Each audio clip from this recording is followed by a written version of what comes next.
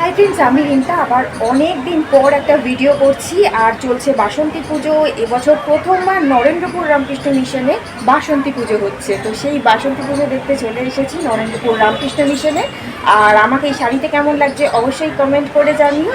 আর এখন চলো পুরো মঠ মিশন এবং সেই মঠ মিশনের বাসন্তী পুজো কেমন হচ্ছে দেখে নিই। আর আজকে কিন্তু অষ্টমী, অন্নপূর্ণা পুজো।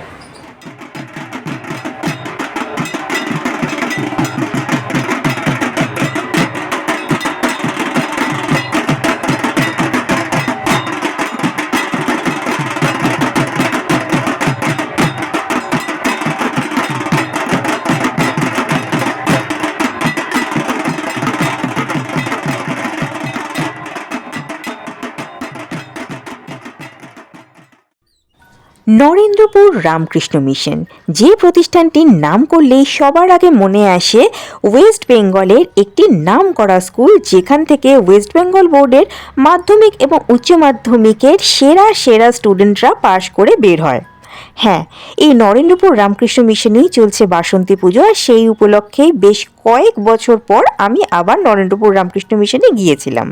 এই নরেন্দ্রপুর রামকৃষ্ণ মিশনে শুরু হয়েছিল কিন্তু 1943 সালে। হ্যাঁ, ঠিকই বলছি, নরেন্দ্রপুর রামকৃষ্ণ মিশনে শুরু হয় পাথুরিয়া ঘাটায় একটি বয়েজ হোমের থেকে, যেটা 1943 সালের দুর্ভিক্ষের সময় কয়েকজন স্টুডেন্টকে নিয়ে প্রথম শুরু হয় উত্তর কলকাতার পাথুরিয়া ঘাটায়। পরে এই 150 একর অর্থাৎ বর্তমান নরেন্দ্রপুর রামকৃষ্ণ মিশনের যতটুকু জমি রয়েছে সেটা হচ্ছে 150 একর, এখানে শিফট করা হয় 1956 সালে। আর প্রতিষ্ঠাতা ছিলেন লোকেশ্বরানন্দজি মহারাজ। 1958 সালে অর্থাৎ ঠিক এক বছর পরে প্রতিষ্ঠা হয় নরেন্দ্রপুর ব্লাইন্ড বয়েজ স্কুল এবং 1960-এ রেসিডেন্সিয়াল কলেজ। যে ছাত্রাবাসটি লোকেশ্বরানন্দজি মাত্র 12 জন ছাত্র নিয়ে শুরু করেছিলেন, সেটিতে বর্তমানে প্রতি বছর 1025 থেকে 1063 জনের মতো আবাসিক ছাত্র পড়াশোনা করে। এখানে ছাত্রাবাস ছাড়াও রয়েছে কলেজ, স্কুল, ব্লাইন্ড স্কুল এবং কৃষি ও মৎস্য সম্পর্কিত কিছু ট্রেনিং ইনস্টিটিউট। এছাড়াও রয়েছে পল্লী মঙ্গল। এই পল্লী মঙ্গল কিন্তু নরেন্দ্রপুর থেকেই শুরু হয়, যা বর্তমানে রামকৃষ্ণ মঠ মিশনের অন্যান্য শাখাতেও শাখা কেন্দ্র হিসেবে রয়েছে। ভিডিওতে এখন দেখা যাচ্ছে নরেন্দ্রপুর রামকৃষ্ণ মিশনের মন্দির। এখানে শিশুদের পড়াশোনার সঙ্গে সঙ্গে দেশের ধর্ম, শাস্ত্র সমস্ত কিছু সম্পর্কে উপযুক্ত শিক্ষা দেওয়া হয়। আজ অনেক বছর পর আবার নরেন্দ্রপুর রামকৃষ্ণ মিশনে এসছি। আর এখানে এবছর প্রথম বাসন্তী পুজো হচ্ছে, অর্থাৎ আগে যেটা বসন্তকালে দুর্গাপুজো হতো সেই দুর্গাপুজো আবার এখানে এত বছর পর প্রথমবার, এত বছর পর নয় প্রথমবার হচ্ছে। কেননা অকাল বোধনের যেটা বেলুড় মঠে শুরু হয়েছিল 1901 সালে স্বামীজি শুরু করেছিলেন, সেটাই তো আমরা দুর্গাপুজো হিসেবে জানি।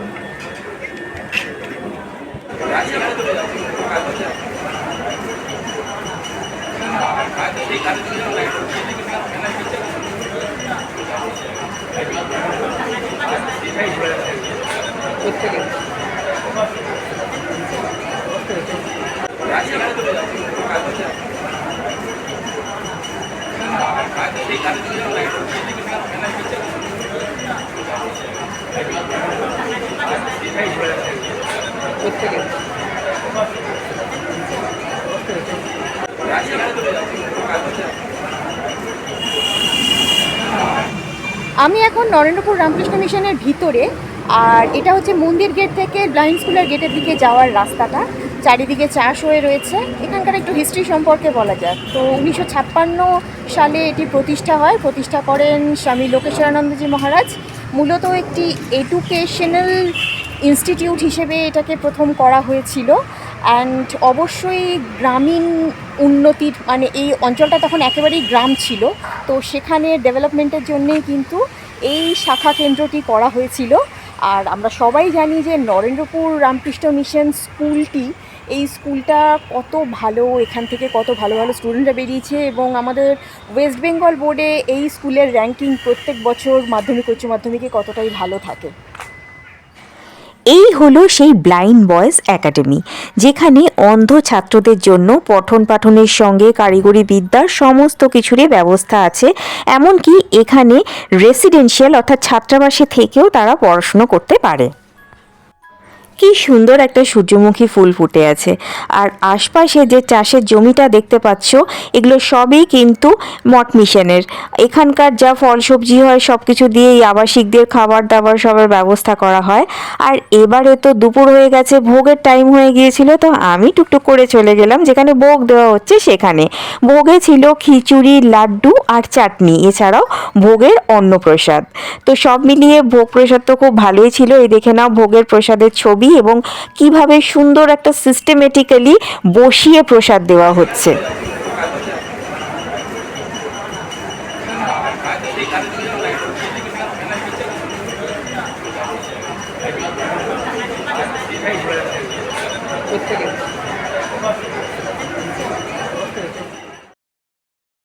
পাত পেরে প্রসাদ নেওয়ার পর কিন্তু আমি আবার চলে এসেছি মন্দিরে, আর এখানেই আজকের ভিডিওটা শেষ করব। সবাই ভালো থেকো, আর কমেন্ট করো, শেয়ার করো, ভালো লাগলে সাবস্ক্রাইব করো। আজকের জন্য এইটুকুই। সবাই বাসন্তী, অন্নপূর্ণা এবং রামনবমী খুব ভালো করে কাটাও।